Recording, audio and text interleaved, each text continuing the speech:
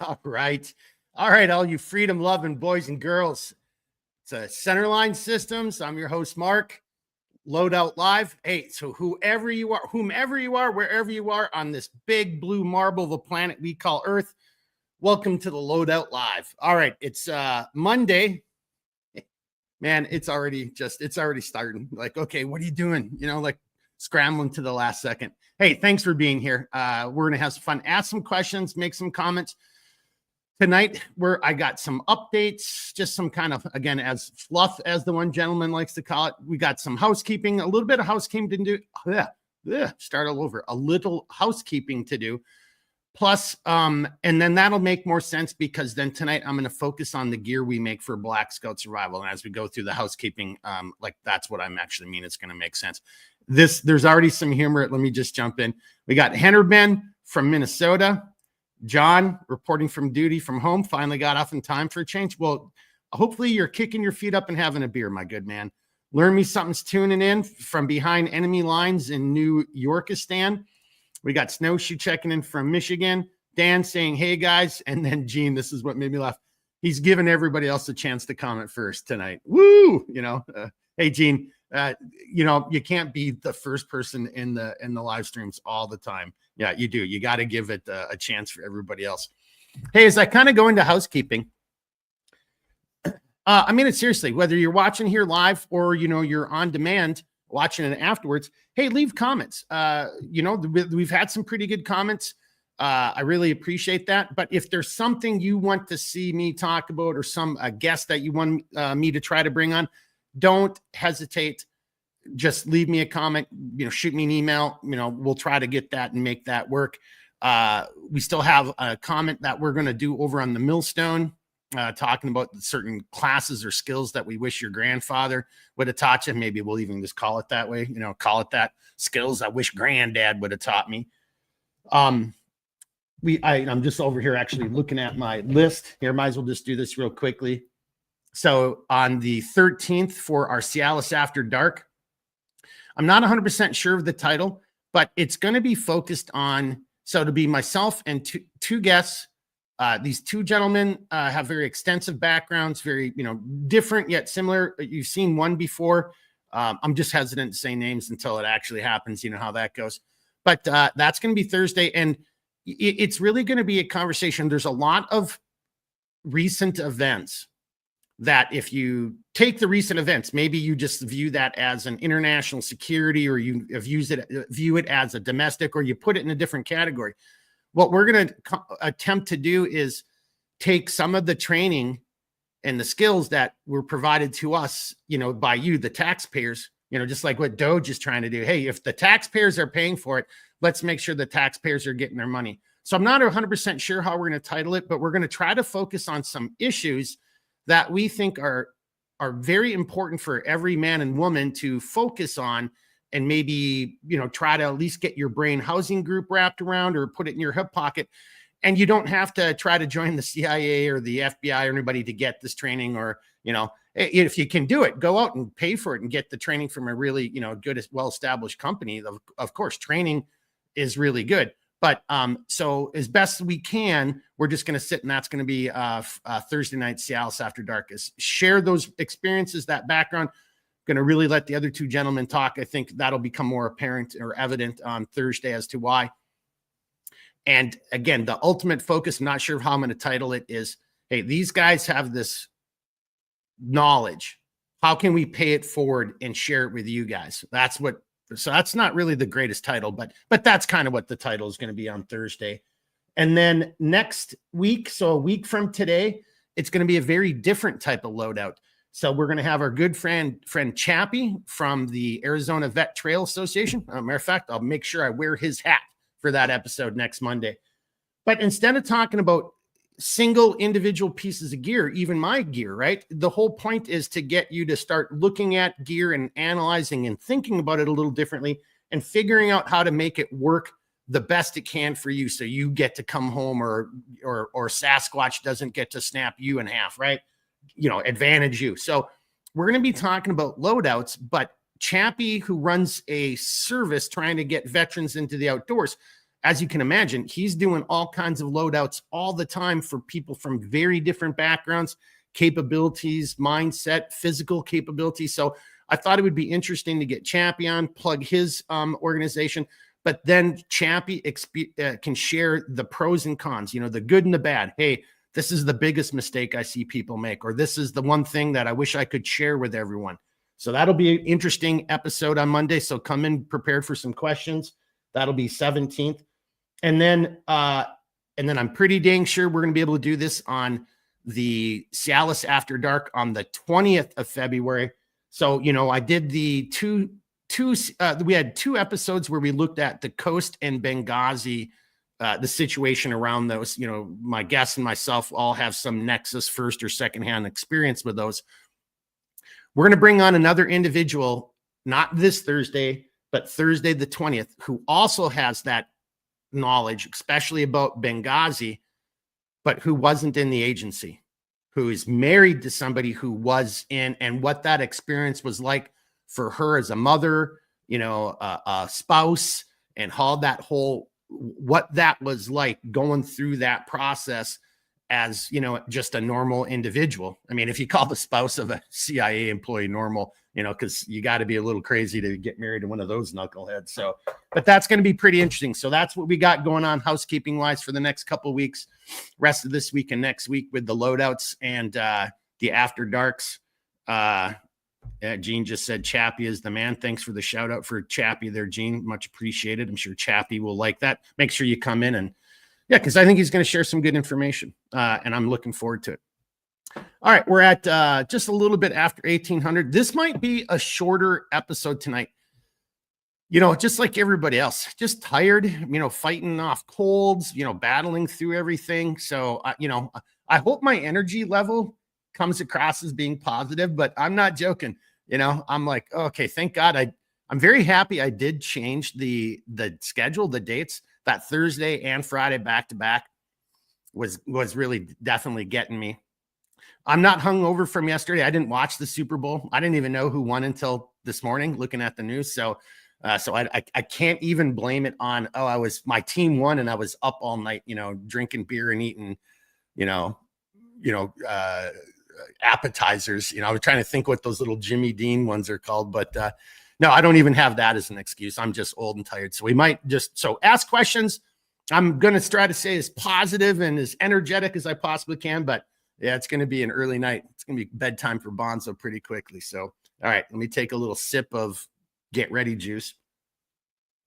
All right, into the heart of it. I'm going to show you a couple of so we make 3 products for Jack over at Black Scout Survival. Just preface and just, full disclosure. Again, we make products for him. He and I have worked out these designs over the years, based on his experience, my experience, combination. We've noticed that, when we do business, it depends on what it is. I'm either drop shipping it to the customer, or I'm drop shipping it to Jack, depending on what we're doing, or it's bulk. And I just think over the time, when somebody just wants the one thing and maybe they're already coming over here and buying something from Centerline, well, what the heck? It's like 10 below outside and I'm pretty sure there's a little fly. It's a little ladybug just flew onto my studio lights. How are you, sir? How are you alive? It's 10 below outside. What the heck's wrong with you? But welcome to the live stream, ladybug. But so back to Jack, so hopefully this will save money for folks. Cause you don't want to get charged shipping twice if there's a way we can do it. So I had most of it set up on the website today. I should have them they should all be on the website tomorrow and available, but it's just the product, not the inserts. And that's why I wanted to do this tonight. I wanted to show you the products again. I'm sure you're aware of it. I'm sure you've seen them, but go over it, show some of their capabilities, answer any questions. But then just as importantly, just remind everybody. So, I make these for Jack for Black Scout Survival. That's kind of the deal that I have with him. So it isn't going to be, all customizable like the gear that we make. I have to stick to his colorways. Now, Jack's a really cool guy, and I'm sure we can always work out deals with cool men and women, as long as you're not calling me up and yelling at me. I think we could probably figure something out. But, but that's what we're going to probably look at doing, keeping it to a set number of colorways. that, so it, represents what Jack has on his website, or maybe he'll come up with a different solution. He's a really busy guy and tough to get a hold of sometimes. So we still have to figure that out. Jack, if you're watching this, give me a holler, brother. But where was I just going with that whole thing? Oh, but so it's just the products that we make. Now, Jack has all the inserts and all the lickies and chewies, if you want to call it that go along with the product, whether that's the concealment belt, the concealment wallet, or the med kit. Different components depending on how you use it. So again, tonight I just figured I'd go over, show you how I kind of use it, show you the functionality. But again, just want to remind, I'll have that link there as well. So if you want the med kit and you want his North American Rescue insert, his IFAC insert, or if you want some of the other medical products he sells, then I would recommend you just get it all from once over at, from him. If you're coming and getting something from me and then you add that in there, that'll be much easier to accommodate as opposed to, sending a bunch to Jack or drop shipping it and doing all this. Let's just kind of keep it simple, stupid. Times are already too tough. Let's kind of like simplify things a little bit. All right. So comments came in. I saw some comments. I'm trying to get better at those too.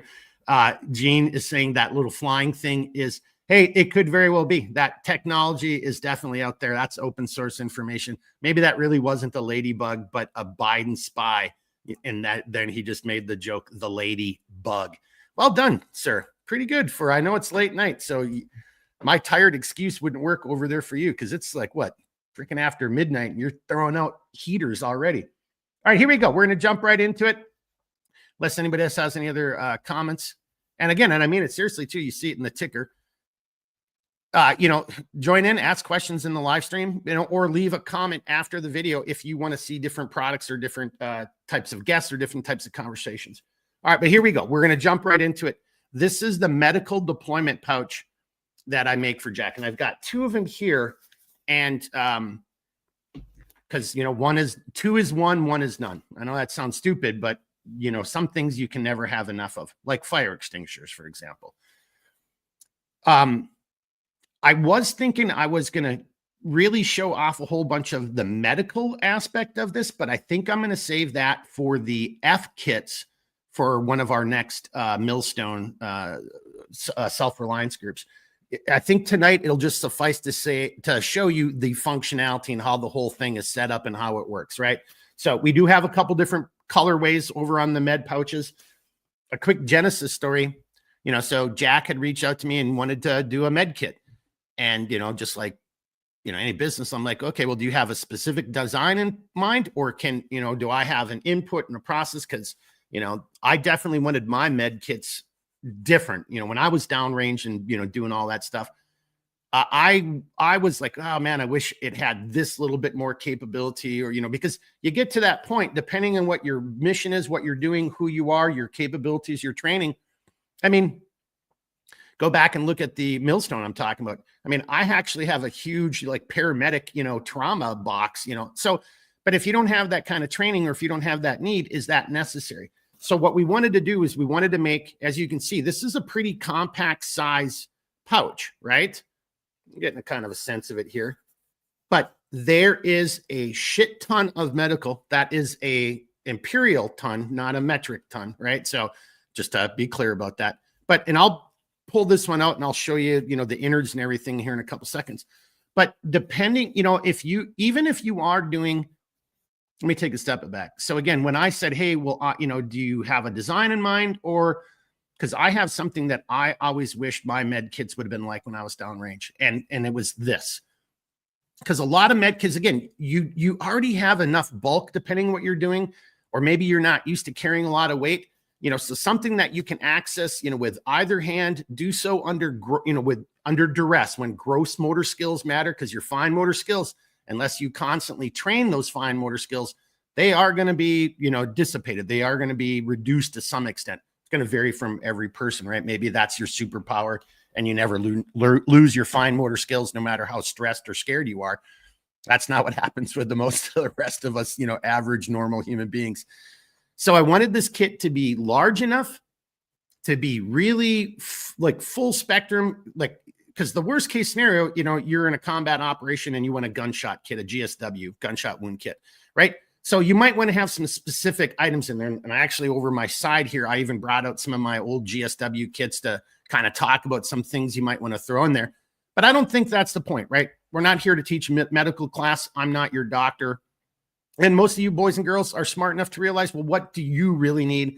What is the environment you're going to be operating in? And now that's where I will show off some of the gear, the other medical gear, just to kind of get your mind thinking of like, oh, I live in that environment and I don't have one of those things. Maybe I should reconsider that. So here we kind of go. Sorry, I thought, no, we're still on the ladybug. That's a good name, actually. I like that, Gene. So the outside of the kit, right? So, you know, you'll see a lot of guys with tourniquets. And from this point forward, I'm just going to call it a TQ. It's just not that it's a cool acronym. It's just tourniquet. It's just shorter, TQ, right? A tourniquet.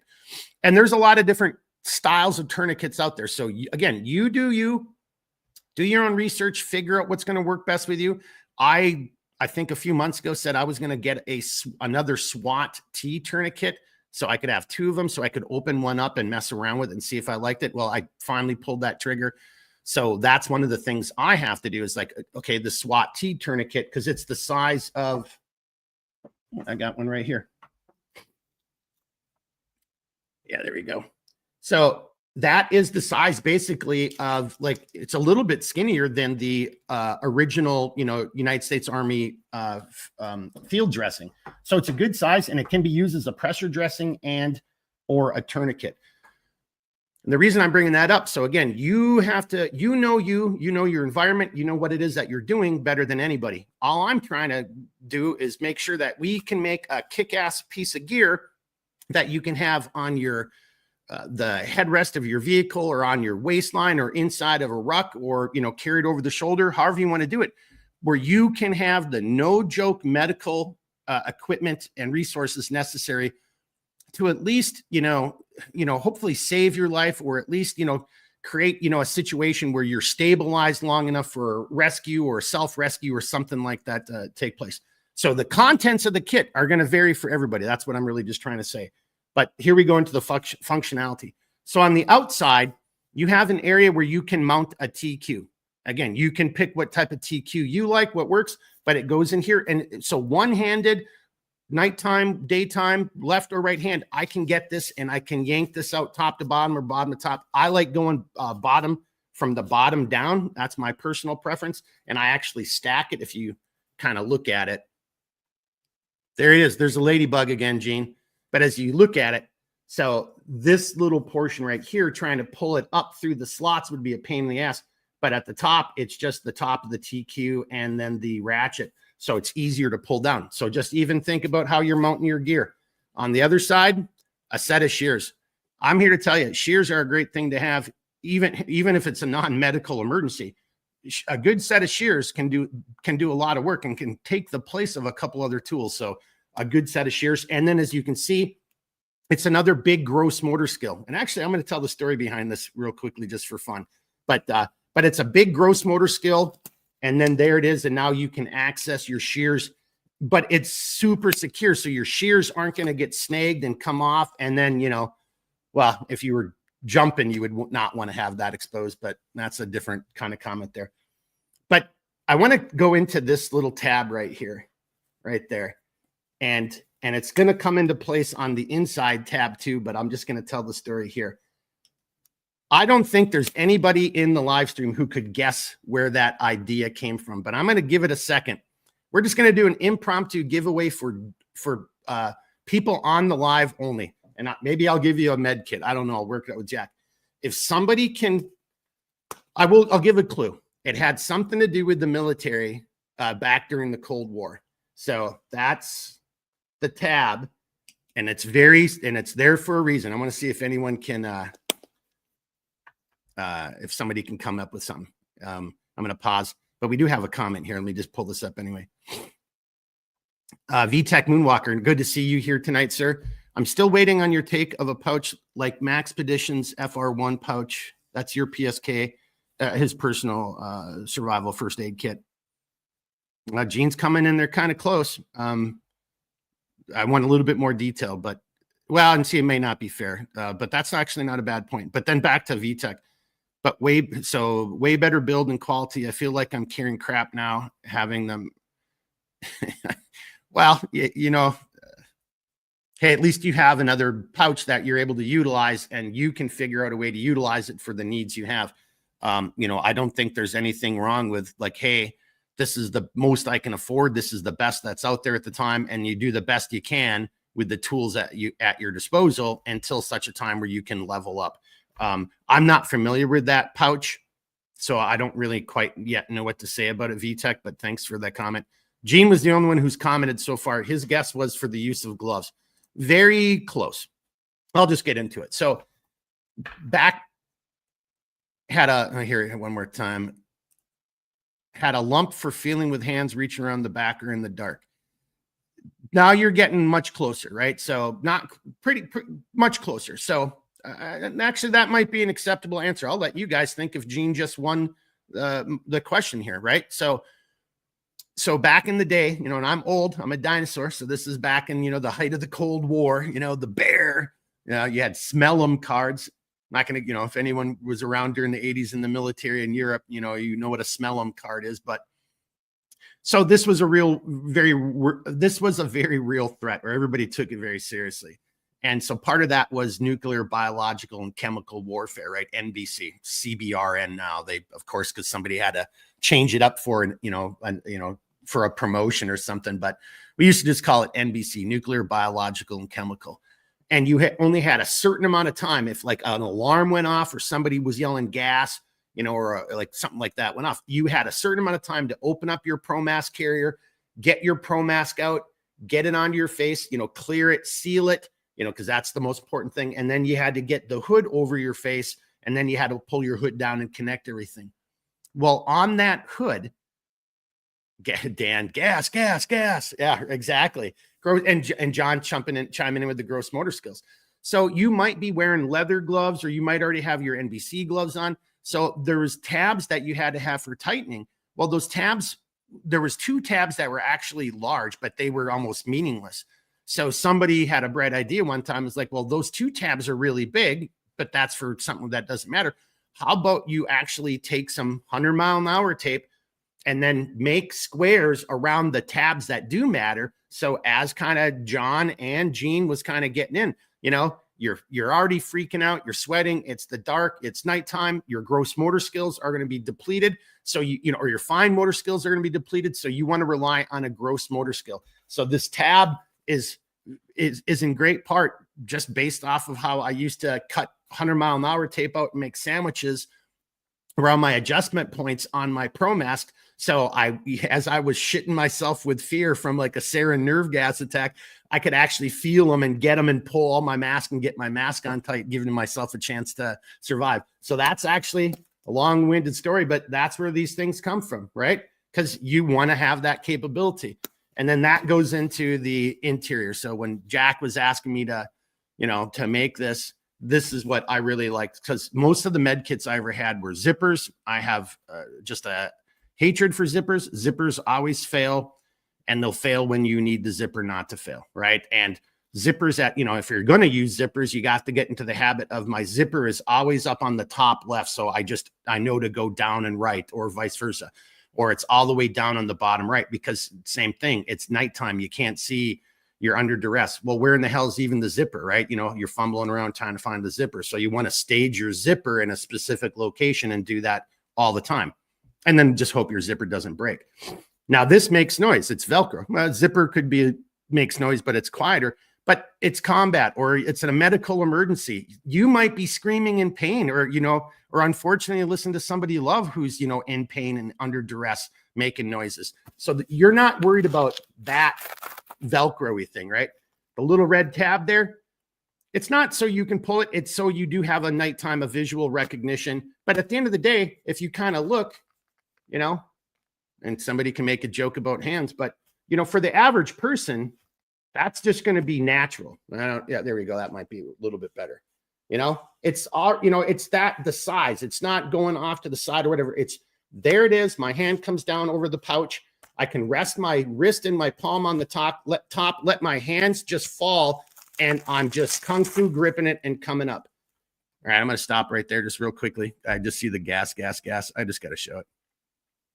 Yeah, Dan was definitely a Cold War warrior. But as that comes up, and I hope you guys can see that. So another thing, so as you're peeling that up, see if I can actually, as you're peeling this up, there, you see that right there? And then, so that peels, your hand just goes down there again.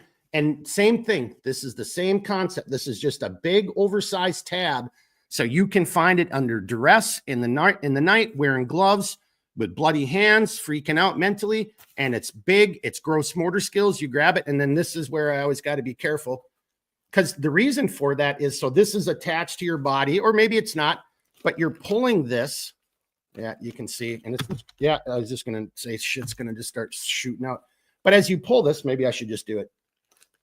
Can you see it right there? Yep. So that pulls it out and makes it, yeah, there's just stuff caught up on everything, but it makes it accessible, whatever your kit is, right? So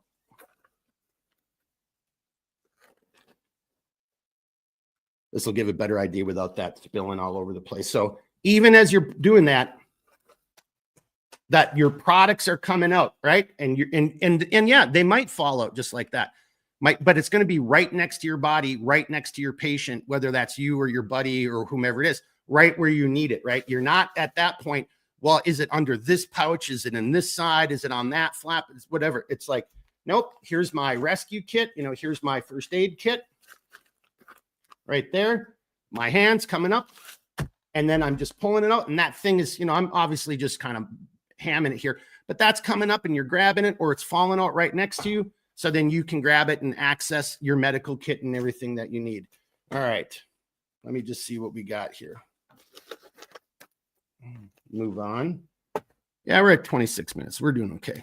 Yeah, we're going to have to do an IFAC, you know, or for the F kits, we'll have to do the first aid kit because, you know, another thing you always need to have is tape, you know, and there's all kinds of different tapes out there, but a good tape.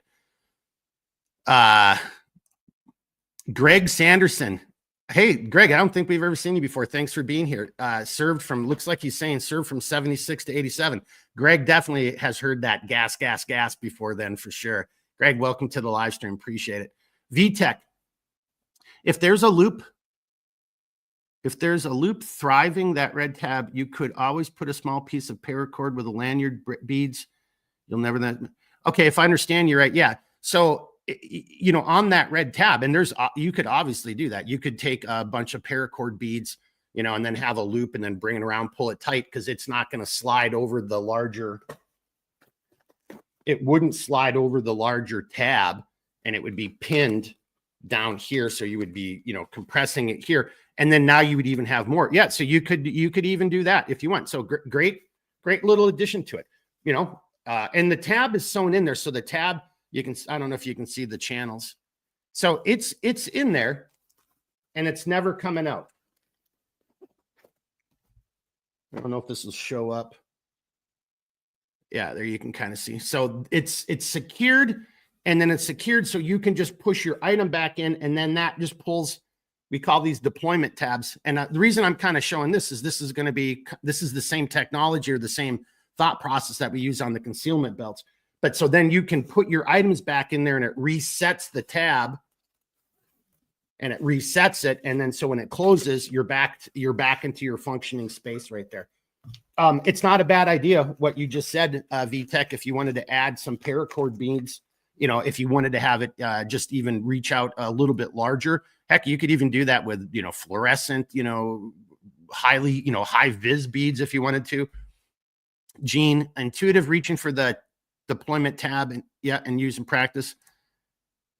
VTech is saying put a loop through the red tab. You could do it that way as well, you know, but if you don't want to punch a hole through that, this is multiple layers. That's not just one layer of webbing right there. But if you don't want to try to punch a hole through it and burn a hole, you know, just do like a hangman style, or just create, you know, a bite, bring it back through the bite, and then have that bite draw tight right there at the neck. And then that would be another way you could do that too. John Dunphy is saying he loves the deployment tab. And so do other people who've copied the idea and then said, oh no, but I've been doing this for, Yeah, really? Because there's this thing called the way back machine. You haven't been doing that way. And why do you have it going backwards, by the way? Anyway, flattery or imitation is the best form of flattery, unless you're a small business owner. And it's like then it's intellectual property theft, but whatever, who cares anymore, right? And then Greg. Yep. Where, when, and when was I a medic? 1978. I'm not 100% sure of the question, Greg. Where were when I was a medic? Where was this when you were a medic? Maybe. Well, 78. I was still getting my childhood on. I didn't join until 85. So. Oh, and then I'm sorry, I should have done this too. This is maybe not going to show up as much. Let me see if it shows up better on the Stranger Green. Yeah, here we go. And then up in the very front. So whether you want to do casualty cards, whether you want to have, medical gloves, this is a good place for your cell locks, things that are easily foldable. And again, we're not doing a class on medical stuff, but cell locks is a great little thing, especially for just boo-boos, in the field. It's not a GSW item, but it's, a good thing. But, tampons, other items, pens, decompression needles, things of that nature. You can really set this up, however you want it to be. And it can be, worn, mounted a couple different ways, attached to an item with the MOLLE, belt loop. You could configure it, as a shoulder strap, keep it on the back headrest of your vehicle as you're driving, so it's there at all times. So again, we'll have these on the website. I really do need to talk to Jack, and look, I'm not joking. Jack's super busy. There's something going on right now, so it might take me a day or two, because I obviously want to make sure, because I'm under contract, I make these for him, that I'm doing it the right way. But we have agreed that hey, yeah, get him on the website. VTech Moonwalker. I wasn't born until 86. I already had a year in the military under my belt when you were born, VTech. Should I talk like an old man? No. Oh, Sonny, we walked uphill both ways to school, through the snow or whatever. Oh, yeah. Then Greg, yeah, that's what I thought you're saying, Greg. Where were you when I was a medic? Well, I'm glad that I was also never one of your patients someplace, in a nuclear or chemical or biological war with the Soviet Union. So, I'm not sure, but but Greg, to your point, and look, I'm not, the deal, it's not scripted, but I love this product. We take great pride in everything we make, but this really was, a great opportunity. Jack reached out. Hey, let's make a med kit. Okay. Do you have something in mind, or do I have some input? What do you got? Well, here's what I always wanted it to be able to do, from having to, not, thank God, not on me, I know that sounds kind of selfish, but never having to do self-care, but having that in those environments, and knowing that, hey, even if my right arm was wounded, I could still actually readily access my medical stuff so I could self-recover. That was really a kind of the thing that goes to your brains, because getting separated is very easy, and, shit happens. Right. So, and then John just gave Greg a big welcome to the chat. Yeah, there you go, everybody. Welcome Greg in here. First time. Okay, so let me know if you have a question about the med kit. That's kind of the med kit. Jack sells cool little medical patches. I don't think he sells the blood type patches. That's really not that necessary. I mean, it kind of is, but Greg, maybe you can chime in. At the end of the day, if you don't know somebody's blood type, you're just going to probably put them, volume of a different liquid until you can figure that out. And then there are universals. So, you're not really doing blood infusions and stuff in the field anyway. So, so again, just think of what you're doing, right? Are you going to put an IV kit in here? No. One of the things I was going to show, though, is this is a pretty robust little package of just some gunshot wound stuff. And it's a little bit more about airway. So this has got a couple Ostermans. It's got a nasal pharyngeal. I've got some wound prep areas. I've got a decompression needle, and I've got a syringe and a scalpel in there, right? So, if this was something I was really serious about, I would have actually had this, and I would vacuum seal this you know, and there's vacuum seal out there that actually has tear tops. So there's some kind of cool stuff that you could do with vacuum seal, or don't forget you have shears, right? But you could have everything from very robust GSW. You know, here's just another one. This is how I used to roll with a lot of stuff is, you know, that one's got, well, it's got a bunch of stuff in there. I mean, it looks like it's got, yeah, it's got burn cream, not an Osherman, but a seal of like a rubberized sticky material that's used for other stuff. And then I've got some shears and I've got some suture kit. So this was more of a suture kit. But here, let's just do this. Well, here. No. And, you know, just like everything, it's designed to be a med kit, but do you have to use it as a med kit? No, you could use it for something else. So here's just a little kit I made a long time ago. And this is like an emergency signal / water kit. So it's got a little plastic hydration bladder that I can collect water with. I've got water purification tabs. I've got some extra light. I've got a thermometer. You know, that's a box of survival matches. So, you know, make your own kit to serve your needs, to suit your needs. And as you can see, you know, like that kit would fit in here very easily and with tons of room to add other things. So, you know, maybe you don't need to have an advanced medical. You just need some basic stuff, some kind of boo-boo kit. Maybe you've got a field dressing in there, or, you know, you're duplicating it with a SWAT tee. Again, I haven't tried these, so I'm not saying yes or no, but this can be both a tourniquet and a pressure dressing. So then you don't have to carry both. I mean, just something that you might want to consider if, you know, space or weight was an issue for you. Again, we're going to end up having to do this over on one of the Millstone episodes, because when I was digging through some of my extra medical gear that I have, you know, here's a foot kit, right? So, you know, I'm not going to go into it all. It might look ginormous, this bag. You know, this was from like something I had in my rucksack. But, you know, if I package this differently, I could even get that in here. And then this could be, you know, my foot kit as opposed to my first aid kit. And then last but not least, and then I'll kind of move on. Yeah, it's about time for me to start moving on. Don't forget some of the other obvious stuff or some of the items that always seem to be forgotten or overlooked. All right, well, I found the other SWAT tee. All right, so that's the one that just came in. Does it have a price on it? I got it off of Amazon. I have to admit it. That's where I got it. It is made in the United States of America, though, boys and girls. And this doesn't have a price on it. I think they were like $15. I want to kind of say, you know, just go look and see if you can find them on Amazon. That's where I found them. But small other things. Don't forget, you know, field hygiene, right? So in your first aid kit, you know, have a small, this is too large, right? I wouldn't use this. But there are small collapsible toothbrushes. You can get powdered little things. You know, this is a squirt bottle, but I'm going to show for something different. But you can get small bottles and you could put powder in there so you can always brush your teeth. That's something that always gets overlooked. This is just a little thing I put together. I don't know why I had the squirt bottle for something, but it's got chapstick in there. And then it's got, you know, not hard to get out, smelling salt, right? I know that sounds stupid, but small little things that people always overlook. And then, you know, another thing you could get in the kit, I just wanted to show off because people forget. Now, there's pill cases like this, so you could have your own pills. If you need meds, make sure you always have a 1, 2, 3 day supply of meds. Remember, 2 is 1 is none. So if you think you're only going, oh, it's just going to be a day hike, well, make sure you've got meds for maybe 2 or 3 days.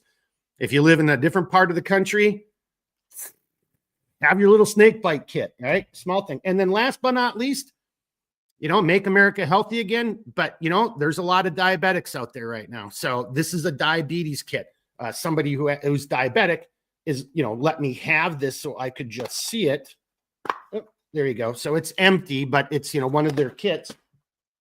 And I just wanted to show it off to you so you can see, you know, that could be another part of your medical preparedness items to have with you, because there is no such thing as just a walk in the woods. And I'm pretty sure your family would love it if you came back home that night, you know, or before it got too cray cray.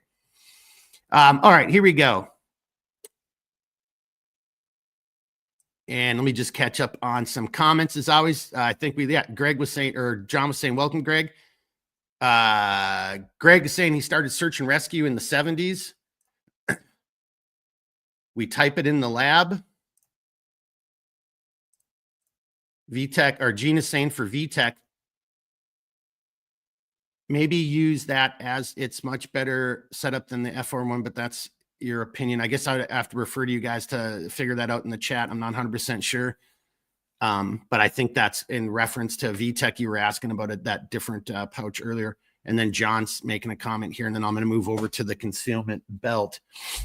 Yeah, and I actually have one of the Mountain, the North American medical inserts, but I think I had to give that away during a charity because that's how I found some of this other stuff. I was just digging through my medical gear, my extra medical gear, and I'm like, where's that insert? You know, because I had an insert so I could show it off when I'm talking about Jack's gear. But I think we gave it away last year for one of our charity events. So, you know, I'm going to have to probably get one from Jack again. But so John has one of the inserts, North American Rescue is the company. And then he says, I've got one of the inserts plus tons of everyday single-use package Tylenol, ibuprofen, sunblock, burn gel, antibiotics, bandages, itch cream, you know, tape, Molly, Molly for your feet, you know, like toothpaste tab. Yeah, see, that's what I'm getting at right there. So know yourself, know your capabilities, know your environment, know what it is that you think that you need to be bringing with you, and making sure then that you are trained and competent to actually use that stuff under duress. And if you think, oh, I'll just be able to do that, I hate to say it, well, then you probably didn't play sports, or I'm not trying to be mean, but until you ever put yourself under a stressful set of circumstances, a situation, an environment that you're not used to, and then you add environmental factors, it's raining, it's dark, everything's wet and slippery, or it's cold and your fingers aren't working, or there's freaking snakes or Sasquatch all over the place, or people trying to shoot you.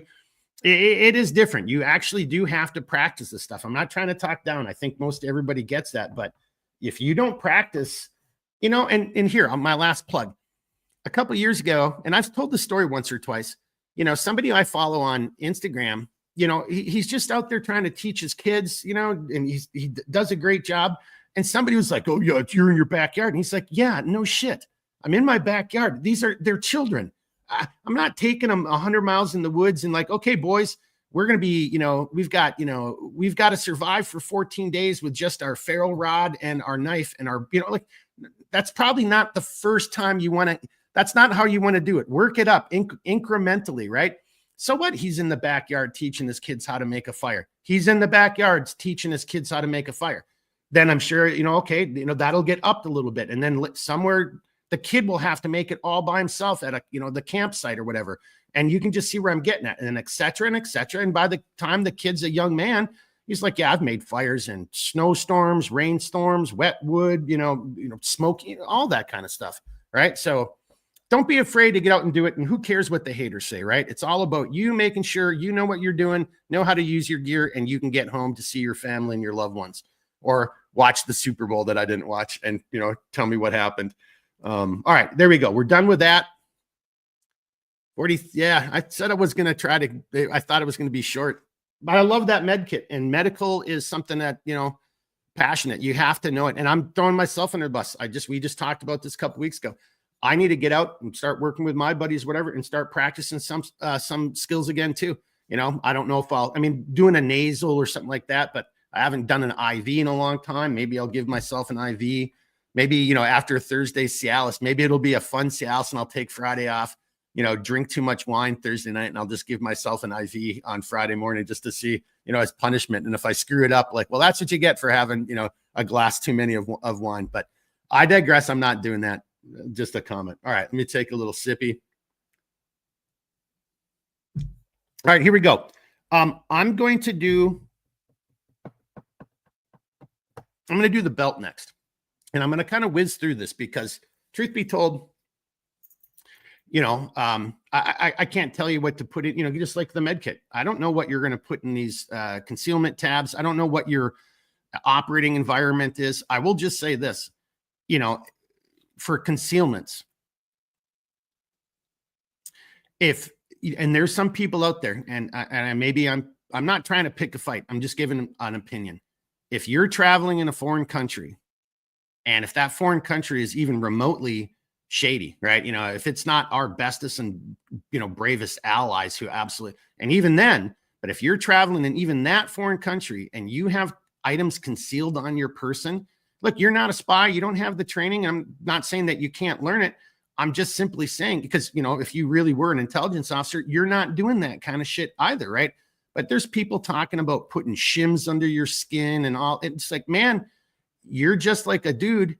And if the host nation security element discovers this stuff and that shit happens, because it's a different country. You don't have like, why are you stopping me? You don't have a right to pat me down. You're in a country where like, they're the police. They're like, oh, the hell we don't. Let me beat your ass and then I'll search you, right? If they find that stuff on you, you can tell all the stories in the world about how you just are a survivalist, whatever. They're going to think you're a spy and you're going to go to a dark place and it's not going to be funny, right? So think that shit through. Don't be a John Wayne. And if you're going to be John Wayne, let the rest of us know where you're going so we can go someplace else so we don't get wrapped up with you.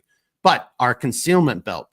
So this is the first thing we ever did for Jack. And we made another one so you could see the deployment tabs in there this time around. So that's the front of the belt. Here's the rear of the belt. Oh, there you go. So those deployment tabs come into play. This is a larger concealment pocket in the small of your back, and then up, and this is actually up on your left front is a smaller concealment pocket right here from the buckle out. And they both work off of the deployment tabs system, just like the med kit.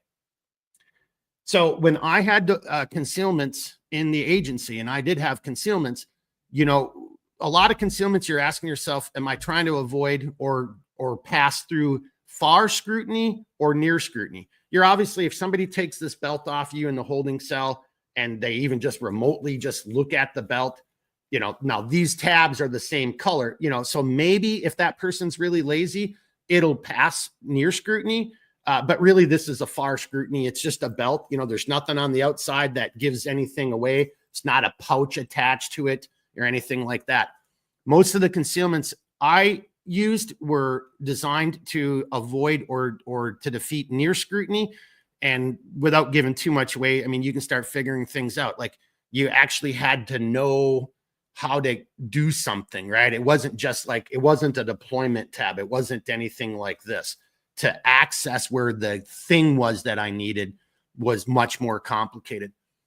But we wanted to keep it simple, stupid, right? So this is for people who are survivalists and who follow that mantra. Hey, better to have and not need than need and not have.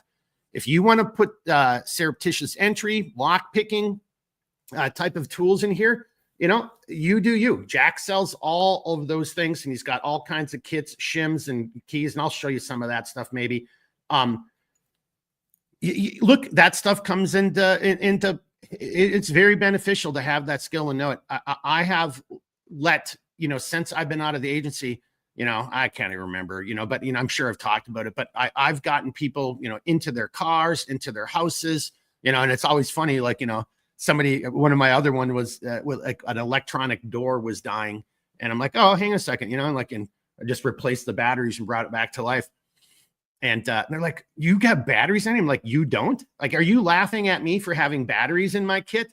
Because if I didn't have those two, you know, 4 AAAs or whatever I needed, or double A's, whatever it was, you wouldn't be getting inside of your house right now. So who's the idiot? You know, like, you know, come on. So what you carry here in these pockets, you know, it's up to you. But I'm serious, keys and picks and shims, man, once you get that skill, and it's lots of fun, you'll suddenly find yourself like, you know, oh yeah, Joey locked himself out of his car again, or Susie locked herself out of her house. All right, I'll come over and I'll get you in, you know, for you. But you can do that, or you can, you know, I'm not joking. When I wear mine, what I just do is quite simply, in this larger one back here, I just carry a $50 or $100 bill. It fits up inside of there nicely. It's for emergency break glass in case of emergency type of thing. I'm not using it for anything other than that, because I can have my throwaway wallet if somebody steals my wallet, whatever. But I still have $100 in my back where, okay, it might not get me fully home, but that's going to get me, well, in today's day and age, it'll get me 5 gallons of gas, but it's going to get me a little bit farther towards my objective, right? I want to keep moving. I don't want to quit, right? And then, you know, the same on the front, on the smaller one, that's quarters for me. So that's where I put quarters for the meter, because who carries, I don't carry change in my pocket. Oh, I should have had that set up. Dr. Strangelove, the scene where what's his face plays three characters. Well, I can't think of his name all of a sudden, but he's playing the English commander, and the Americans have finally taken over the base, and he's trying to call DC to warn them that, you know, or to give them the nuke codes. I think he figured out the codes from not Kilgore. Was it Kilgore? No, Kilgore was in the war room. You know why there's fluoride in the water, Manfred? And bodily essence, whatever, that guy's character. But anyway, then that's the, you know, 101st Airborne Infantry guy, and Peter Sellers is asking them for a quarter or some change so he can make a phone call to DC. And the guy's like, "You think I take change into combat?" You know. So anyway, that was kind of a long-winded story, but it's a really funny scene. But, you know, quarters, right? So quarters up in the smaller pocket, $100 bill. Look, you can get a spare house key in here, a spare vehicle key. So you do you. Here's just a few examples. I kind of pulled up my surreptitious entry kit stuff, but, like, you know, other items that fit in there. And go look on the website, because, you know, maybe you have a micro SD card in there, and because that you always want to have that, or you do you. But, you know, little handcuff keys. You know, this is a homemade shim. You could do a little button compass. You know, there's your emergency navigation right there. You know, I don't think you would want to put like emergency matches in there. They would just break. You know, it's conforming around you. But, you know, there's probably some materials like that. You could make it into a no-joke emergency fire kit. And then just some other little cutters and shims, smaller items, right? You get the point. It's not a rucksack, right? It's a smaller container for smaller items. Look on the website. But here's the one thing I did just want to say, and so I'll do this kind of. It's the same concept, right? You can see it right here. I'll try to do it that way. There you go. So it's the same thing. So again, now this is small, so yeah, it's a little bit more of a fine motor skill, but left or right-handed, up in the front or up in the rear. If should you unfortunately ever find yourself in that situation, right, you can get at it. And then as you're pulling on the tab, so it's the same thing as, so if I was reaching and pulling right now, the contents, and see how my hand is, the contents are coming out and spilling into my hand as I'm doing that, right? And then I'm at the very end, right? So this tape is doubled up on itself, but that gives you a sense of how deep. That's what I was trying to do. Let me just do it that way. That gives you a sense of how deep the pocket or the chamber is. So you can get a lot of gear in there. My only comment to everybody, you do you. Don't use a sharp object. You know, we've had, when we first did it, you know, oh, well, I poked a hole through it. I'm like, well, what were you? I was using a knitting needle. Well, a knitting needle is pretty sharp. You know, if you've got a spare one of those cutting boards, you know, that are flexible that you take to the woods that none of us should be using anyway. They're just germ magnets, but just a basic butter knife, boys and girls. I mean, that works just fine. And then all you're doing is you're just kind of like just tucking this thing back up inside there. And I'm not going to do the whole item, but then you tuck it. And that's what I just did. I just tucked it back inside there till I get to that first part, you know, or where the fold is. And then, you know, you can actually get it all the way in there and then put the materials in there. I'll try to stack the materials first and then have the knife right on top of them. So it's kind of, this is just next. It's really hard to do, as you can get the impression. I'm trying to talk and hold this up. You know, I would have this flat on the table doing it, but now the items could be between the tab and my knife, and I'm just continuing, and see, and then they would just be sliding right back in there as I'm just sliding that back inside of there and the knife would be on top of them. And I just kind of just keep gently pushing it back, working it in. And now it's loaded again. And then there's your compartment. Maybe I should do another video. Leave a comment on demand afterwards. You know, should I do a completely different video and do a loadout? And I mean, Jack's done that. I actually would say go over to Jack's website, and he's done a bunch of that stuff already, you know, and that's kind of his wheelhouse, but you get a sense of it. Let me just catch up on comments here. How much time we got? Yeah. Okay. We can make this happen here. I'll be on it. Where did we go here? John, we left off with the insert. The Husky bunches here started off as fun for the kids. Amen, brother.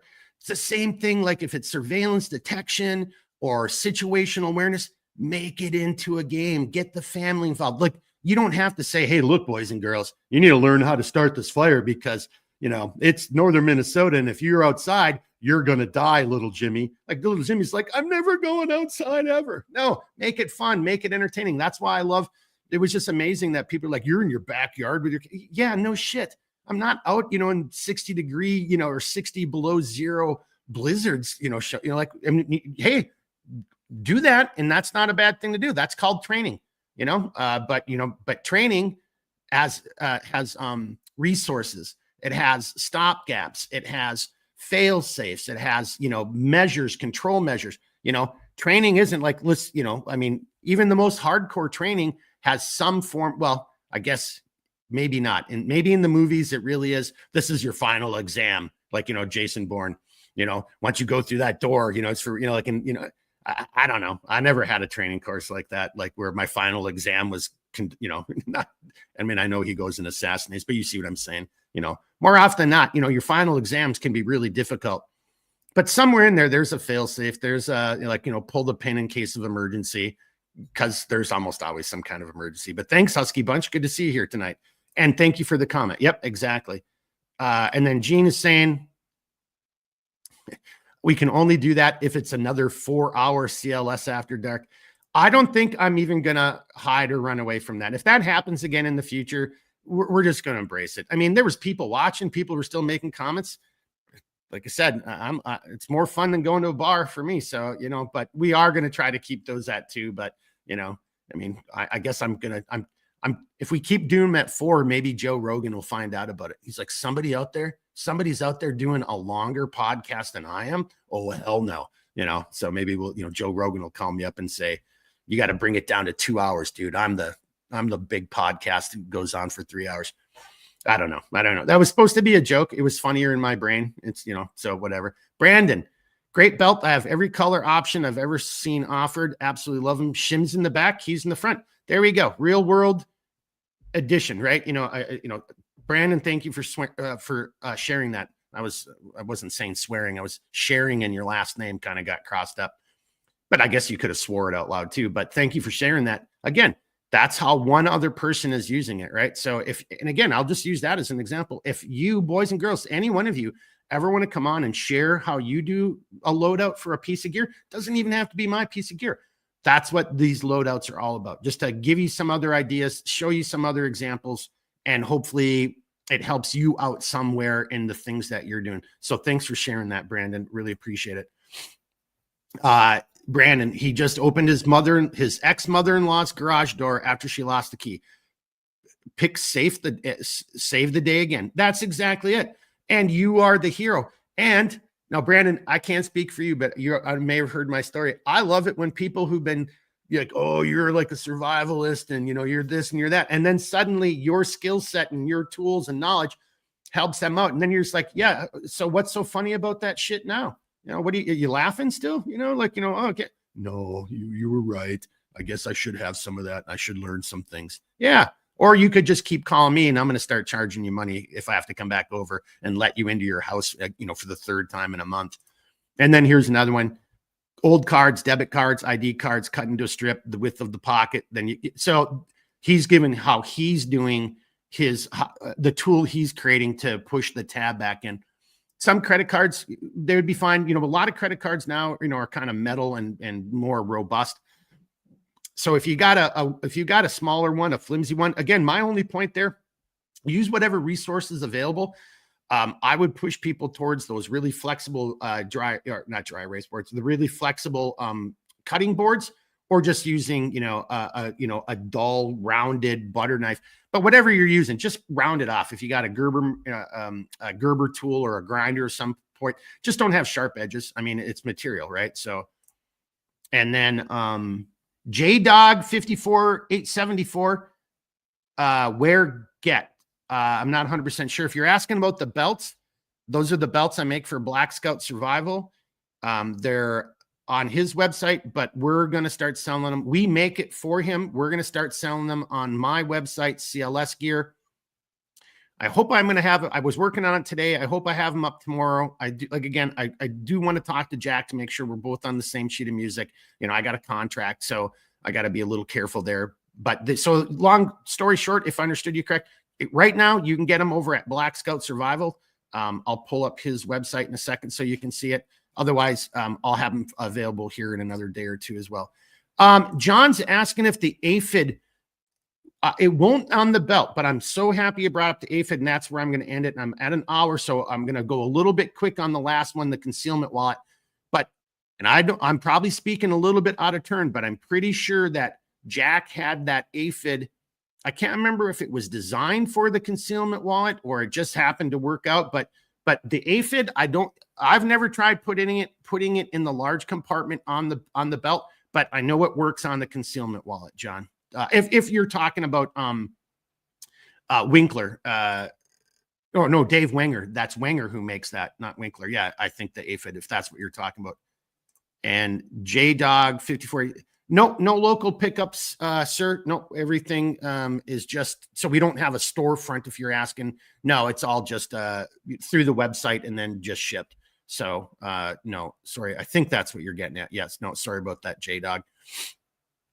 All right, here we go. Last thing, which is what John was just talking about, aphids. And I'm going to kind of, because you've seen this before, again, getting this on the website. This one, I got to talk to Jack. I mean, I could do the belt and the med pouch tomorrow, but the concealment wallet, and I've got it concealed right here right now. That's why I'm touching up there, and I'll show you in a second. That one might take another week or so before we get it up there, so just stay tuned on that. I'm not 100% sure how many he still has over on his site. And another thing, too, is because he was just doing 2 colorways. So I want to make sure that whatever colorways we have available are exactly what Jack wants us to sell. But so here's just one that I made out of some material, and I just like it. So you can see, like, you can't even see it. My beard totally, see the beard. It's all about deception. But right there. So now you can see it. It's, get that beard out of the way, Mark. So that is the Ulti-Clip portion. Now, this isn't how I would do it. I'm just doing it to give you an idea of how you could conceal this. And this Ulti-Clip, so now I'm not joking. Like, I'm just grabbing the Ulti-Clip. Look, I can almost cross-collar choke myself out here right now. It is,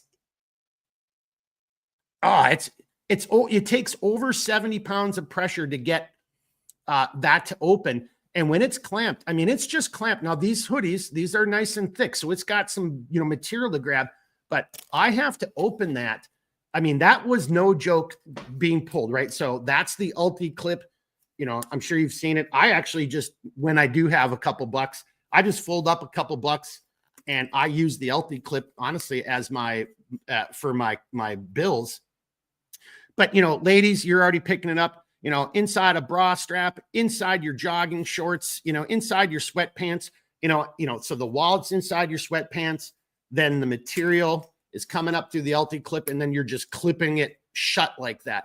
And then there you go. So whether you're like, and if you're foreign traveling, have a discard wallet, have this be your real wallet hidden on your person someplace, and then have your discard wallet. Because even if, so that, again, I just mentioned the host nation police, they'll be insulted and they'll probably, try to get you to pay a fine, but you just be like, hey, look, man, there's pickpockets all around the place and I'm a tourist. So I got my fake wallet right here with a bunch of bullshit in it. And this is my real wallet that's got a copy of my passport and, some money, whatever. That one probably isn't going to get you hooked up as a spy, right? Because it's a fake wallet with fake shit and then your real wallet with money in there. But that's exactly something that a spy would do. So, so be careful. That's all I'm saying. Just you do you, be careful. But you can conceal it. You could have your money in it, your keys, sweatpants, bra inside of a shirt, or just have it in your pocket like a regular wallet. This one is Multicam Tropic. Like I said, we just had some extra Tropic ones and I just made it. It looks really cool. Here's the interior. So you've got 2 slip pockets. You can get 6 cards. I personally like only having 4. I just don't like the bulk, but you can get 6 cards in there. And then these slots right here. just think, you know, a mini pill case, you know, for your, I can never be without meds. If you're using for that, for surreptitious entry or lock picking, that could be shims. You can put whatever there, you know, emergency, you could put emergency matches. You could make this into a mini fire kit, just like the KDC. But, you know, the difference between this product and the KDC is we don't have loops on the top. So it, you know, can't be worn around the neck as a necklace, but I just showed you could clip it to the inside of your shirt. And there it would be if you wanted to use it as a fire kit. And then because of the Ulti clip in the back, it doesn't have that rear slip pocket, right? Otherwise, it's the same product, but these Ulti clips made in America, incredibly durable, just badass. And then that's the concealment wallet right there. And, you know, and then, you know, I was going to show all kinds of other little like surreptitious entry lickies and chewies and get it in there. But, you know, we're going to, well, here, and I'll end it with one kind of final piece of housekeeping. This will be on the website. It's already on the website. You just can't order it. There's some really cool pictures, thanks to Alex Messenger, giving him the props and setting it up to paint the message and sell the story. So there's some good pictures. Jack's got videos over on his side, over on his website as well, and other pictures. And then I'm going to read comments, and I'm going to just, Brandon just made a comment. Let me read that. And then I'm going to make one final comment on my side, and then we'll kind of start wrapping it up. Mark makes one with the Ulti clip for anyone that wants. Without, that's the KDC. Thank you, Brandon. Yep, that's the KDC. So actually, we started making the KDC first, and that started by Kevin Estella reaching out and wanting to have some kind of really micro, like emergency signal kit, you know, and then, okay, well, you know, talking back and forth to him, here's the design I came up with. That was years ago. And then Jack, you know, because he's, well, Brandon, as you well know, I mean, you know, that's more on his side of the thing. So we're like, well, if we're going to do that, you know, it should be concealable. It should be, you know, again, for that prevention. I don't want to lose it. I want to have a throwaway wallet. This is the wallet I can hide on my person.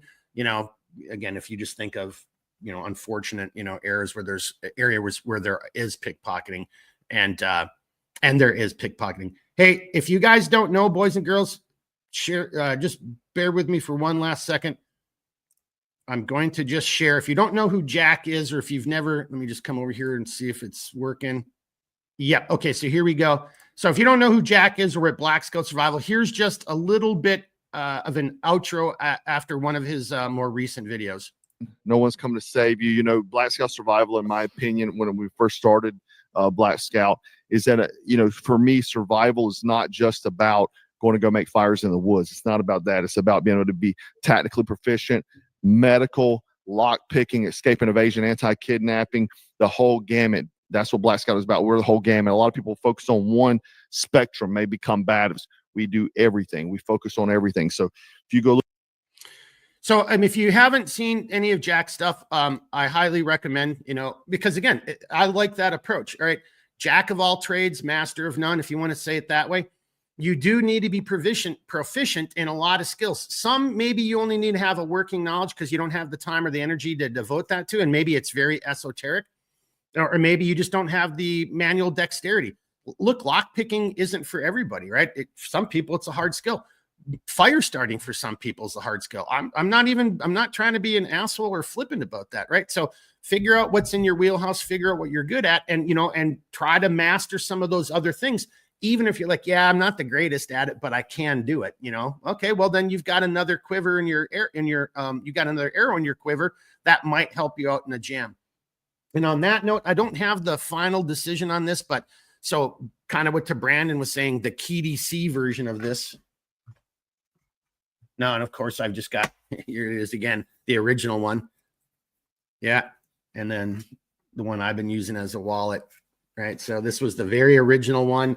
Then this is the one I made for me as a wallet. And then, yeah, so yeah, they've been around. I thought it was a KDC, but anyway, go look on the website. So the KDC, as I wrap up this 1 hour and 10 minutes, I almost said one minute and 9 seconds. Oh my gosh. Is it Monday? Holy crap, boys and girls. But as I wrap this up, I'm pretty sure this is what we're going to do. So we're not going to have the KDC available on the website for purchase. I think what we're going to do is we're just going to end up giving it away as a gift for purchases over a certain dollar amount. The truth is, there's just not margins. It's such a small product. It takes forever to sew. It's really difficult. And there's just a gazillion cheap ass things made in China. And so it's tough. So I think what I would rather do is just, matter of fact, and there's, one person who's watching right now who has an order and they don't know it, but like, I can see what they're doing. Here's this color scheme for one member of the family. Here's another color scheme for another member of the family. They're kind of getting some stuff set up. Well, I'm just going to make a key DC in one color for that person and the other color for that other person. So both of them get a key DC because it was a really large order. That's what I'm kind of thinking we're going to do. Leave me a comment. Tell me if you think that's a horrible idea. Tell me if you want to see the key DC back up for sale. I mean, I'm not opposed to it, but just, it's like, man, really, takes time and you really can't sell it for what it needs to sell for, so maybe it's just a straight up loss lead. I've thought about that too. And just, okay, well then just sell it. Okay, here's what it cost me to make it. And that's what I sell for. And it's a loss lead. But I think if I did something like that, then I would only do it if, I wouldn't let people come and just buy just that. Right. Because then I am losing money because I already lose money on shipping. So like I broke even on that. And then I'm like, what the hell did I do that for? Right. So I'm not 100% sure, and I'm not pretending that I know everything. Right. I don't actually have a business degree background or anything. So leave me a comment. Tell me what you think, and we'll go. But I want to see the key DC back very soon. I'm just not sure if we're just going to give it away as a gift for orders over a certain dollar amount, or if we do it as a loss lead. I got to figure out how we're going to do that. So, and then John says, I love him. He's got 3 of them. I don't know if he's talking about kids or key DCs. I don't know. He said he loves them. So I'm hoping he's talking about his kids, right? Kids, right? There. And then just like right there. And then a nice little fire kit and hold that blade real nice. So as John was asking earlier, so I'm pretty sure it's Dave Wenger who makes the aphid, a really small little survival knife, really small. John, if you can chime in, I'm pretty sure that is the knife that he makes that fits inside of the concealment wallet and or the key DC. Zulu Link, nice to see you here, sir. Key DC is the goods. Appreciate it. Brandon, that's honorable. I wouldn't want you to charge me at a loss. I'll pay. Yeah. So, Brandon, if you don't mind, throw that in the comments after the video, because I mean it seriously. If people watch it all the way through, I want to bring the key DC back, but I've just got to figure out, and like you just said, a fair way to do it. And so my fair way is like, well, look, if you just drop, this many, a couple $100, yeah, okay. I'd rather just then, throw, it's not the material, it's the labor. They're tough. They're small little buggers. They're tough to sew, right? It takes time, oh, it's so small, it should be cheaper. No, it's small is usually more expensive. It's tough, unless you're just cranking them out, out of a slave labor machine. But Gene, maybe if you spend a certain amount, you can buy one. You can buy my Nemesis one. I'm not 100% sure, but yeah, that's what I'm kind of thinking. Like, if you buy a certain amount of gear, we'll just give you one in the same pattern for, what you just ordered. That's what I was kind of thinking. John saying, yes, sir. Okay. Yeah. So on the aphid, no, I don't know this one, VTech. Maybe somebody else can chime in.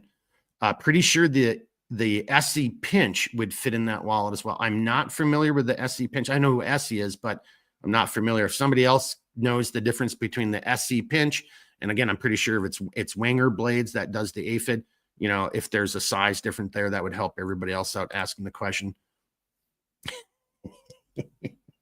It had to happen, Gene. John Dunphy, it also holds mini crayons, brother. You could use the key DC for mini crayons. All right, there we're ending it on a good comment right there. Labor and overhead is 50% of that bill. Yeah, maybe even more, depends, on your over. Yeah. But yeah, that's not including your materials. I mean, just your overhead. Yeah. So, and Gene's saying the SE arrowheads fit in it. So kind of going back to, VTech, I'm not sure if that's quite the same thing, but Gene saying that the arrowheads fit in that Essie does. And then John says, only on Wednesdays with the micro crayons, Gene, only on Wednesdays. All right, boys and girls, we're almost at an hour and 15 minutes. I could have, honestly, I was really kind of debating. I wanted to go a lot longer on the medical side because I just think that's such an important subject. And there is no such thing as going out in the woods. Go out in the woods with that survivor mindset, that warrior mindset, that attitude that no matter what happens, I'm getting my ass back home to see my family again, or my family's getting out of the woods as well. And this isn't my original line. Somebody said this a couple of weeks ago. I can't remember if it was in a chat or on the gear chat, but I can't remember how it was, but I'm paraphrasing what the person said, which was, I'm sure, paraphrasing, but it was along the lines of, pretty much every popular survival expert that you've ever heard or seen, like, starts the story the same way. Like, every survival story, every horrible story that you hear almost always starts off with, I was just going for a walk, ... And then all this stuff happens. So don't be that person. Get home to your family, survive, keep thinking, keep moving, never quit. That's part of what that saying is. And stay in the game. All right. Stay in the game. Have the gear. All right. John saying goodbye. Husky Bunch is saying goodbye. Snowshoe Dave saying goodbye. Thanks, Dave. All right. On that note right there, no Minnesota goodbyes. You know the deal. If you got questions and comments, reach out. I'll do the best I can. Give me a day or two to figure out the Black Scout stuff. I'm working on the website. It's there right now. Oh, last little note. I apologize. Man, the website has been acting very weird, but I thank each and every one of you who've sent me an email or a text like, hey, I think the website's broken. I don't know what's going on. I actually went through, deleted the code, recreated the code. It now seems to be working. But then the website started automatically dumping inventory numbers on because I do keep an inventory on some products. We can't make 10 rucksacks in a day. It takes a day to make one rucksack, right? And for some reason, it was just dumping inventory. So I really apologize. That's on me. It's my website. I take responsibility. But thanks for everybody keeping me abreast on it, because, as a small business owner, you're like a farmer. You freak out every time it rains or it's hot or it's windy or whatever, you're free. Yeah.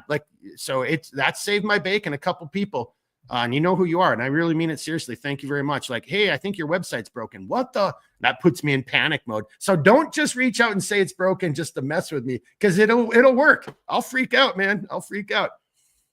All right, Gene's saying awesome, and Zulu's giving like the what rock and roll. All right, everybody, reach out if you got questions. I'll do the best I can to help you out. You know the deal. And gosh dang it. And I wanted to let me just see if I can do this. I got to do this, everybody. Last thing, this isn't a Minnesota goodbye. I just got to give a shout out. All right, not going to say the gentleman's full name, but Richard H. Richard H. If you're watching, you know who you are. What a great freaking email. And that's what makes you, brother. Maybe I'll read that or I'll make a comment of it, but it's just a great comment. A man saying, hey, take care of other people before me. You're busy. Let's make sure the first responders, the military, law enforcement.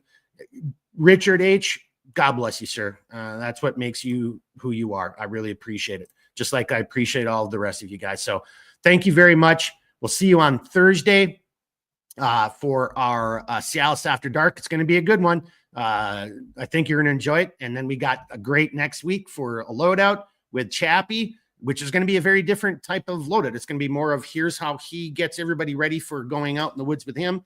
Then the CLS After Dark is going to be very different as well. We're going to have somebody talking about this, what it was like to have been there during the evacuation of the embassy, who is not, a Delta Force ninja cyborg assassin, any of that kind of stuff. So that's going to be a very unique perspective. I can say it. It's going to be the wife of one of the officers who was there. She's agreed to come on and share her story. So that'll be next week. So until then, boys and girls, get them ready, Gene. Get them spun up, brother. Get them spun up. Until then, at the end of the day, you want to get back home to your family. So as always, keep thinking, keep moving, never quit. We'll see you on Thursday for the After Dark. All right, everybody. Gene, woo!